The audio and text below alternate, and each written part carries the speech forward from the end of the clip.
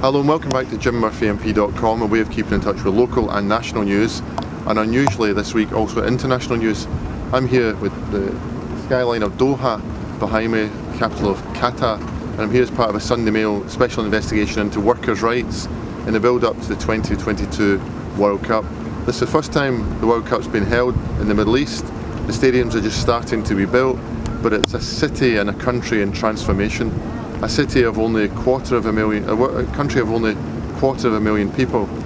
Usually the population is boosted to over 2 million with migrant workers, many from India, Bangladesh, from Ghana, all coming here to work, many in the construction industry, building these stadiums and much else besides. And I've seen workers treated in some really awful conditions, many who have been promised wages that they haven't received, and living in living conditions and quarters that none of us would want to put up with.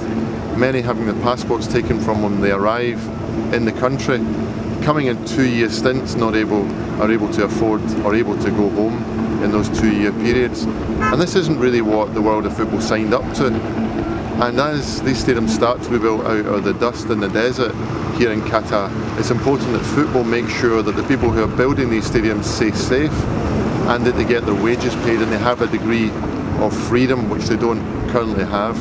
Now, I've met the authorities who are organising the World Cup, and they've given me assurances about they're going to change the laws on the controversial kafala system and the way in which workers are treated, the way in which they're paid, and the living conditions that they're forced to endure. And I'm going to make sure that those guarantees are turned into law and that people stick to the word that they have given. Because what I had thought up until now was the ugly secret of the beautiful game of football, the way in which workers are treated in this country as they start to build the hotels, the railways, the roads and the infrastructure, and then the stadiums for the World Cup. It's no longer a secret, certainly to me at least, and these conditions aren't acceptable. They shouldn't be tolerated. The Scottish Football Association, the other home nation football associations have got to speak up, break their silence about what could happen here.